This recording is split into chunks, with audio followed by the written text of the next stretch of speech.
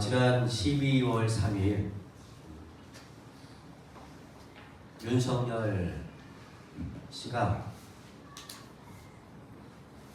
군인들을 동원해서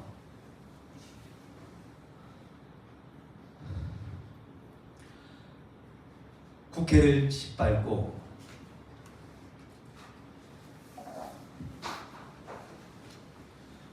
국민을 향해서 총구리를 겨누었습니다. 다시는 이 나라에 이런 일이 있을 수 없도록 대한민국의 민주주의를 염원하고 전 국민의 인권을 유린한 윤석열을 체포하고 구속시킬 수 있도록 염원하는 시국 예배를 시작하도록 하겠습니다. 다 함께 조용히 묵상하시겠습니다.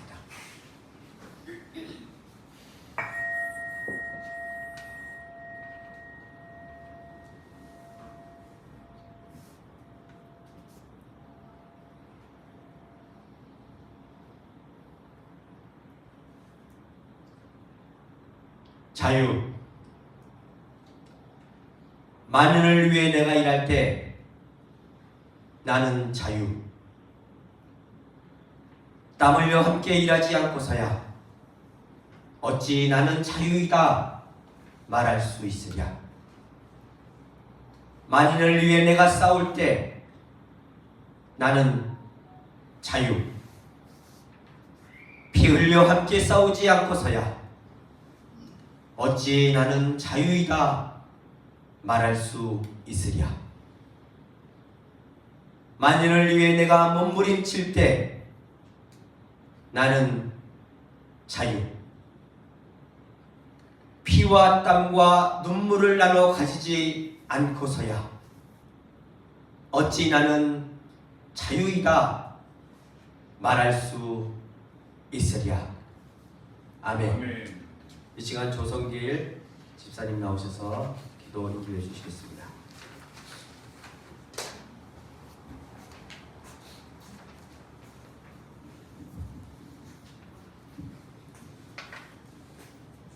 기도드리겠습니다.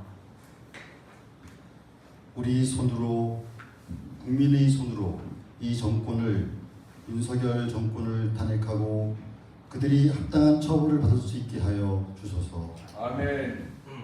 역사는 두 번 반복된다라는 말이 있습니다. 중요한 역사적 사건은 두 번 나타난다는 말입니다. 첫 번째는 비극으로, 두 번째는 희극으로. 지난 3일 밤 카톡으로 전파되는 비상계엄 소식은 장난인 줄 알았습니다. 계엄은 멀쩡한 공룡의 화석 같은 단어였기 때문이겠지만 우리나라의 역사에서 트라우마로 남아있는 상처이기에 계엄을 다시 발령한다는 것은 상상조차 하기 어려웠기 때문입니다. 비상계엄을 발령한다는 윤석열의 담화를 보고 나서도 한참을 어리둥절해 있었습니다.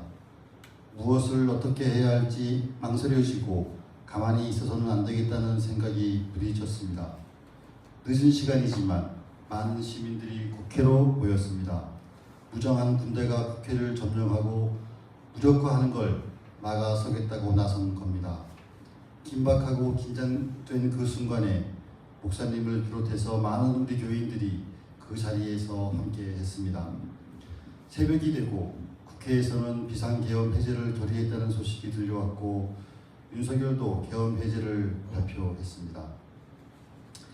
영린의 순간 시민들이 결국 막아낸 것입니다. 거리를 가득 메운 시민의 함성과 외침이 가장 강한 무기임을 깨닫게 합니다. 그러나 아직 끝난 것이 아닙니다. 국회는 윤석열 탄핵을 발의했지만 여당의 불참으로 법적인 탄핵 절차가 이루어지지 못하고 있습니다. 어제 100만이 넘는 전국의 국민들이 탄핵을 외치고 있음에도 여당의 정치인들은 국민을 배신하고 있습니다. 그들은 혹독한 대가를 치러야 할 것입니다. 주님, 1980년 광주에서 계엄령으로 수많은 사람들이 피 흘려 했던 역사의 비극을 우리는 똑똑히 기억합니다. 2024년 또다시 나타난 비상계엄은 과연 희극으로 끝날까요? 너무나 엉뚱해서 오늘의 비상계엄은 희극처럼 보이지만 깨어있지 않으면 더 큰 비극으로 이어질 수 있는 위태로운 순간입니다. 주님, 역사는 스스로 아무것도 못한다고 합니다. 우리가 깨어서 역사에 참여할 때만이 역사가 이루어짐을 알게 하시고 우리가 살아가는 이 나라가 정의와 평화의 물결이 넘쳐나도록 주님께서 보살펴 주소서. 아멘. 거리에서 정의의 이름으로 나타나시는 예수님의 이름으로 기도합니다. 아멘. 오늘의 말씀 마태복음 2장 16절에서 18절입니다. 한 절씩 읽으시고 마지막 절 같이 읽겠습니다. 헤롯은 박사들에게 속은 것을 알고 몹시 노하였다. 그는 사람을 보내어 그 박사들에게 알아본 데를 기준으로 베들레헴과 그 가까운 온 지역에 사는 2살짜리로부터 그 아래 사내 아이를 모조리 죽였다.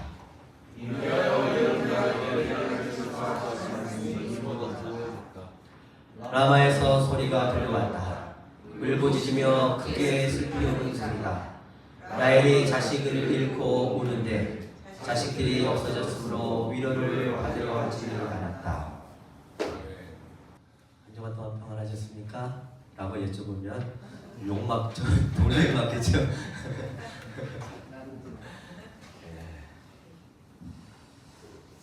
저희가 대림절 첫째 주일 지난 주일에 누가복음을 함께 읽으면서 누가가 이야기하는 의로움이 무언가, 그가 말하는 의로움은 감사할 줄 알고 약자에 대한 측은지심의 마음을 가지고 아픈 사람을 보면 아파할 줄 알고, 그리고 끊임없이 내가 잘못된 삶을 살아갈 때 변화할 수 있는 삶의 힘과 에너지를 가지고 살아갈 수 있고, 생명에 대한 어떤 경외감, 이런 것들이 이 종교적 원형적인 종교성인데, 누가는 그런 원형적인 종교성으로 살아가는 사람들이 끊임없이 삶이 나락으로 떨어질 때 이 중심축을 맞추면서 원래 복원력을 가지고 삶을 회복시켜 나갈 수 있다 라고 하는 관점에서 누가의 이야기를 저희가 살펴봤습니다. 오늘 대림절 둘째 주일 마태복음의 이야기입니다. 예수님 탄생 이야기는 누가복음하고 마태복음에만 나옵니다. 마가복음하고 요한복음에는 예수님 탄생 이야기가 나오지 않습니다. 마가복음은 세례 요한 이야기부터 나옵니다. 그리고 요한복음은 태초의 이야기부터 나옵니다. 우리가 익히 알고 있는 모든 이야기들은 동방박사의 이야기, 헤롯의 이야기, 마국간의 이야기 모두 다 누가복음이나 마태복음에만 나오는 이야기입니다.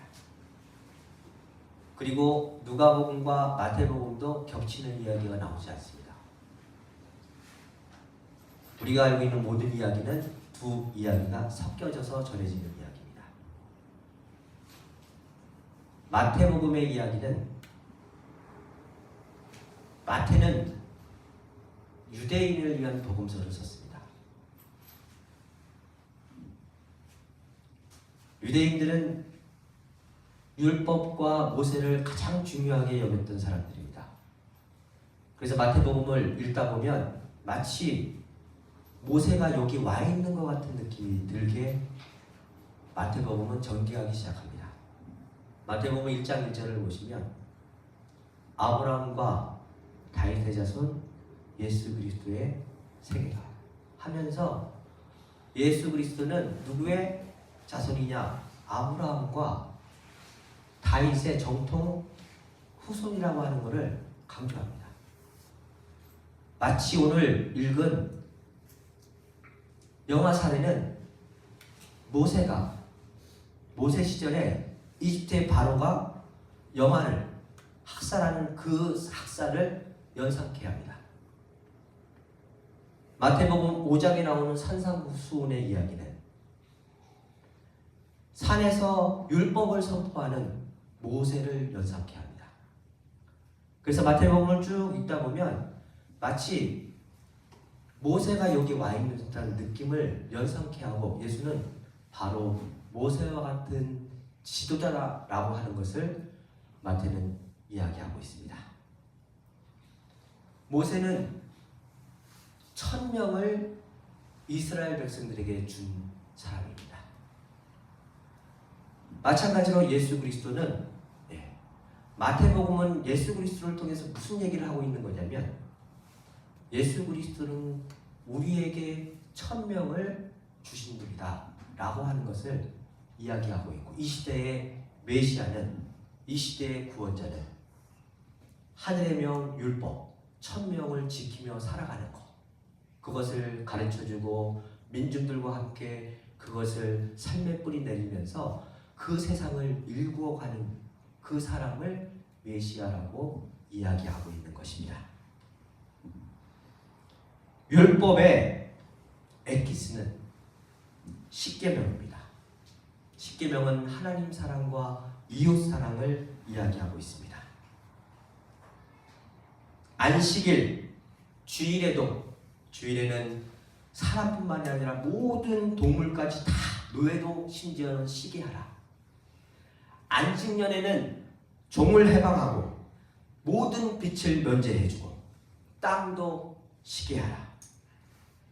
희년은 본래 우리가 분배받은 땅으로 돌아가서 살다 보면 가진 사람, 가지지 못한 사람, 빈익빈, 부익부 끊임없이 우리의 삶의 간격들이 끊임없이 벌어질 텐데 희년이 되면 그 모든 것을 회복하고 원위치시켜서 다시 처음부터 리셋해서 다시 시작해라.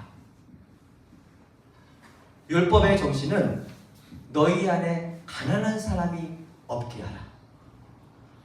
어떤 사람도 생명으로 태어난 이상 모든 사람은 인간답게 존중받으며 함께 더불어 살아갈 수 있는 세상을 함께 일궈가야 한다라고 하는 것이 하나님이 모세를 통해서 율법을 통해서 우리에게 선물로 주신 율법의 핵심 가치입니다. 그것이 1000명의 세상입니다. 당시 회로당은 가진 권력과 힘을 더 강화하고 민중을 지배하는 도구로 사용했습니다. 마태복음이 전하는 메시지는 아주 단호합니다. 이 시대의 메시아, 이 시대의 지도자는 가난한 자를, 약자들을 보호하고 살려내서 모두가 함께 더불어 살아갈 수 있는 빅 텐트를 쳐나갈 수 있는 지도자가 이 시대의 진정한 지도자라고 하는 것을 밝혀주고 있습니다. 마태복음에 나오는 팔복도 힘과 권력을 가진 이들에 의해서 끊임없는 사욕과 약탈과 착취와 학살이 이루어지는 그 시대 속에서도 하나님의 공의를 세우고 평화의 기운을 나아가며 그 안에서 고통받는 이들과 함께 울면서 어떠한 핍박과 박해가 우리에게 다가오더라도 자비심과 평화와 정의감을 가지고 더불어 함께 빅텐치를 치면서 살아갈 수 있는 대동 세상을 만들어가는 사람이 팔복의 사람이요 복된 사람이요 이 시대의 진정한 하나님의 일꾼이라고 하는 것을 말하고 있다라고 하는 것입니다. 지난 주간에 헌정사에 유례가 없는 참담한 일이 벌어졌습니다. 계엄이라고 하는 것은 전쟁, 그리고 전쟁에 준하는 일로 인해서 행정권과 사법권이 더 이상 유지할 수 없을 때, 치리할 수 없을 때 발령할 수 있는 겁니다. 그래서 그것을 사법권과 행정권을 제대로 돌아갈 수 있게 하기 위해서, 그래서 그것을 통해서 전 국민의 안전과 생명을 보호하기 위해서, 전 국민의 안전과 생명을 보호하기 위해서 조치하는 것이 개혁입니다.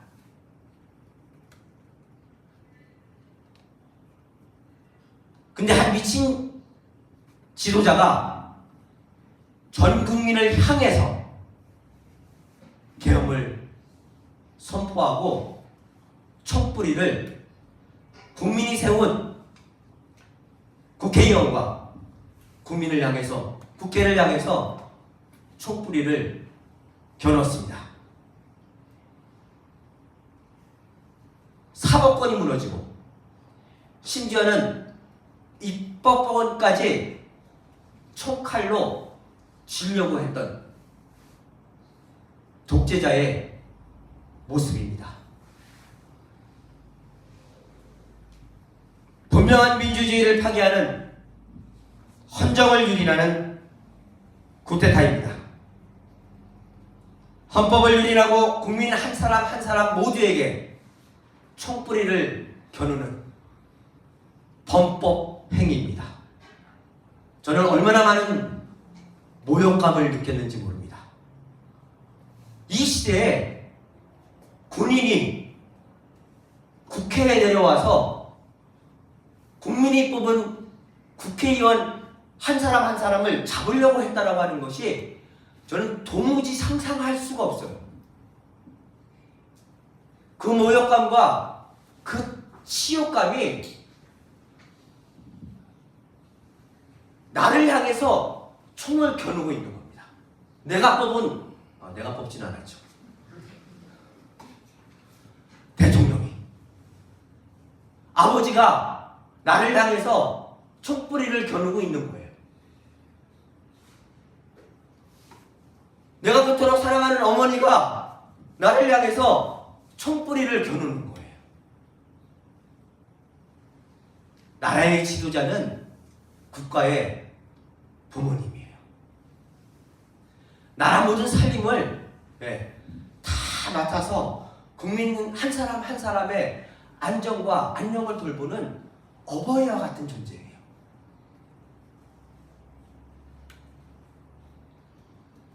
근데 어머니가, 아버지가 나를 향해서 총을 겨눌 거라고 감히 상상을 할 수가 있겠습니까? 그런 의미에서 국회는 반드시 탄핵으로, 그리고 사법기관은 내란죄로 끝까지 진실을 밝히고 처벌해야 합니다. 탄핵만으로 끝나서는 절대 안 됩니다. 구약성서에 있는 율법, 그리고 이 대한민국에 있는 민법과 형사법은 반드시 죄를 지은 사람에게 책임을 묻는 법입니다. 어떤 식으로 죄를 짓는 사람은 어떤 식으로든 책임을 지어야 된다고 하는 것이 법의 정신입니다.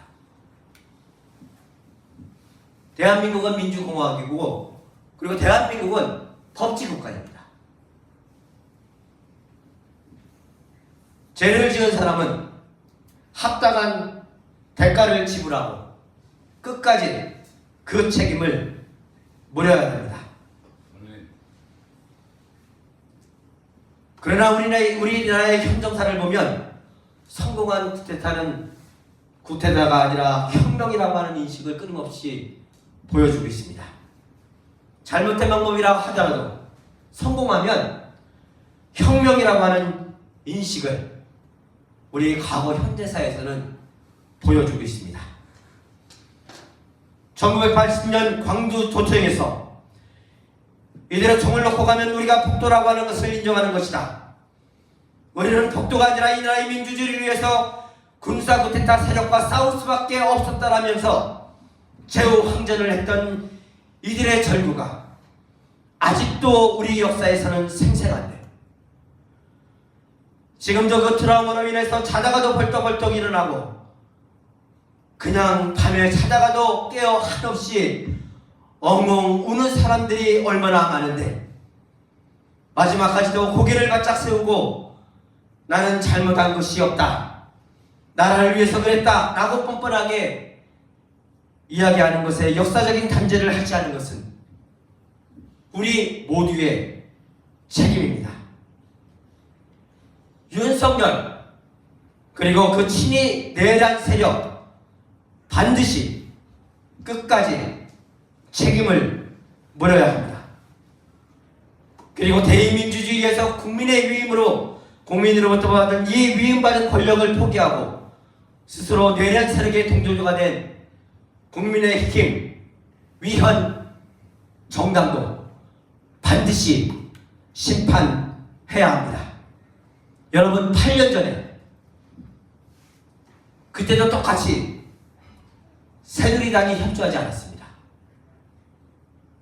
그래서 탄핵을 시키려고 했는데 탄핵 정족수가 채워지지 않아서 계속 국회가 탄핵안을 상정하지 못하고 있었습니다. 그런데 일주일이 지나고 2주일이 지나면서 100만이 200만이 되고 점점 국민의 광화문으로 나오는 국민이 끊임없이 많아지자 결국은 새누리당도 협조하지 않을 수 없었습니다. 가만히 있으면 안 됩니다. 국민이 국회고 국민이 민주주의를 지키는 가장 주권자고, 그래서 이 시기에 민주주의를 지킬 사람은 국회가 아니라 저는 국민이라고 생각합니다. 그런 의미에서 반드시 내란 세력과 거기에 동조하는 이 국회를 심판할 수 있는 책임을 저희가 끝까지 물어야 된다고 생각합니다. 함께 물읍시다. 아멘. 아멘. 물어야 돼요. 탄핵 소추안은 끝까지 올려져야 합니다. 탄핵 소추안이 올라가고 400기관이 내세가 이루어지는 현 시점에서 점점 더 폭군이 되어가는 윤석열과 그 동조 세력, 그 사람들에게 있어서 지시되는 그 어떤 불이한 명령도 시민 불복종 저항운동으로 함께 해야 합니다. 불의한 상관의 부당한 지시와 명령을 따르는 것은 나치 시대에 히틀러를 키우는 일입니다. 수백만 명의 유대인들을 가스실과 죽음의 수용소로 몰아넣은 일은 악마의 얼굴을 하고 있던 권력자들에 의해서만 이루어진 게 아닙니다. 한나 아렌트가 말한 것처럼 악의 평범성, 주어진 명령을 아무 생각도 의문도 없이 충실하게 수행한 평범한 사람들에 의해서 가능했습니다. 수백만 명이 넘는 유대인들을 가스실에 넣고 화로에 넣고 생체 실험을 했던 사람은 히틀러가 아닙니다.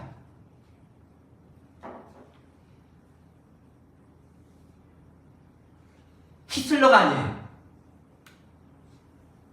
히틀러의 명령을 아무런 사유 없이 그 명령에 따랐던, 그 명령의 책임을 완수하고 성실하게 책임을 다했던 사람들에 의해서 이루어진 겁니다. 그런 의미에서 법무부 감찰관의 행동은 이 혼란 속에서 우리가 어떤 선택을 하며 살아가야 하는지 시사하는 바가 크다라고 생각합니다. 그는 계엄령 선포 후 바로 진행된 법무부 회의에 참석하지 않고 바로 사표를 썼습니다. 스스로 옳지 않은 일에 자신이 악용되어서는 안 된다라고 그 신념 속에서, 제 생각에는 나치 수용소에 부역한 아무 생각 없이 따라간 사람들이 용서될 수 없듯이 이런 상황에서 따라가는 어떤 행위도 공무원이라는 이름으로 상사의 명령에 복종한다. 이런 논리는 받아들일 수가 없다고 생각했습니다. 본문에 보면 영화를 살해했던 헤롯의 부하들이 이 살인의 책임으로부터 벗어날 수가 없습니다. 우리는 사유하는 인간입니다. 우리는 생각하는 동물입니다. 신이 인간에게 사유할 수 있는 능력을 주신 것은 분별하고 선택할 수 있어야 된다고 하는 것을 의미합니다. 폭군에게 부역하지 맙시다. 불복종 저항은 누구로 이 땅에 정의를 세워가야 할 때입니다. 내면의 두려움을 마주하시길 바랍니다. 윤석열은 그동안 자신이 저지른 죄가 온 세상에 드러날까 그것을 감추기 위해서 점점 폭군이 되어가고 있습니다. 오늘 본문의 헤롯이 수천 명의 영아를 학살한 것은 자신 안에 있는 두려움 때문이었습니다. 스스로 자신의 삶이 의롭고 정의로웠다면 오히려 이런 아이가 이 세상에 태어나는 것을 기뻐했을 것입니다. 그러나 부정한 자신의 삶에 대한 불안과 초조가 자신의 삶을 점점 더 극단으로 내몰았습니다. 윤석열도 마찬가지입니다.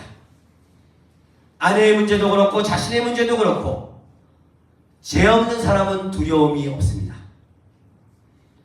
지은 죄가 많은 사람은 그 모든 것이 두려움입니다.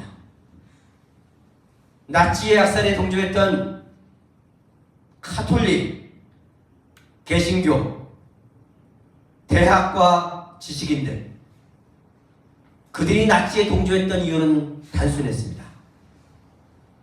대공황으로 사는 게 너무나 어려워졌습니다. 사는 게 어려운 게 심리적인 공포가 되었고, 인권운동과 민주주의가 확대되면서 여성들, 소수자들이 사회로 진출하기 시작했던 것을 두려워하기 시작했습니다. 그동안 한쪽에 찌그러져 있던 사람들이 자리를 차지하면서 그간의 기득권층, 종교기득권자, 대학의 지식인들, 그 사람들은 이 소수자들이 우리의 자리를 위협하는 것을 두려움으로 느꼈다라고 하는 것입니다. 당시의 남자들, 당시의 기득권을 가지고 있었던 모든 중산층과 모든 지식인들, 그들은 인권이 확대되는 것, 그래서 그 찌그러져 있던 소수자들이 사회로 나와서 점점점 이 사회에 자기 자신을 위협하는 그것에 대한 두려움을 갖고 있었다고 하는 것입니다. 그들은 자신 안에 있는 두려움을, 그 두려움의 원인을 마주하지 않고 그 원인을 찾아가면서 건강하게 삶을 헤쳐나갔어야 됨에도 불구하고 그것을 마주하지 않았습니다. 그리고 그 두려움을 엄한 대로 쏟아내며 소수자와 유대인의 학살을 키웠다라고 하는 것입니다. 우리 안에 두려움을 마주합시다. 무엇 때문에 힘들고, 무엇 때문에 두렵고, 무엇 때문에 아픈지 그 두려움을 넘어설 수 있는, 찬찬히 생각하고 사유하고 들여다보면서 마주하면서 우리는 더 큰 민주화, 평화의 세상을 만들어갈 수 있습니다. 이 나라가 어떤 나라입니까? 지난주에 기도회에서 읽은 아모스에서는 이 경이로운 세상이 한순간에 어처구니없게도 참담하게 무너지는 현실을 개탄했습니다. 대동세상을 꿈꿨던 동학의 농민들로부터 1919년 3.1운동, 시베리아 만주벌판에서 그 추운 엄동설안에도 피눈물을 흘리며 나라와 민족을 생각하며 싸웠던 우리의 신앙의 선조들의 눈물과 땀과 희생과 피가 섞여 있는 이 나라입니다. 4.19, 5.18, 60, 촛불 집회에 이르기까지 수없이 많은 시민들의 피값으로 세운 나라입니다. 이 나라의 민주주의를 지켜야 합니다. 다시는 권력자가 군인들의 군활발에 국민들이 세운 민주주의와 이 국회가 짓밟히지 않도록 민주주의를 지켜야 합니다. 정의가 강물처럼 평화가 들꽃처럼 넘치게 하는 이 아모스 선지자의 외침이 이 땅 한반도 곳곳에 함께하는 그 세상을 향해서, 그리고 윤석열이 탄핵되고 탄핵에 동조했던 그 많은 사람들이 반드시 책값을 치르고 이 땅에 공의가 세워지고 민주주의가 바르게 세워지는 그날까지 모두가 함께 하시는 그날 이루어질 때까지 끝까지 함께 기도하고 이 땅을 지키시기를 주님의 이름으로 기원합니다. 아멘.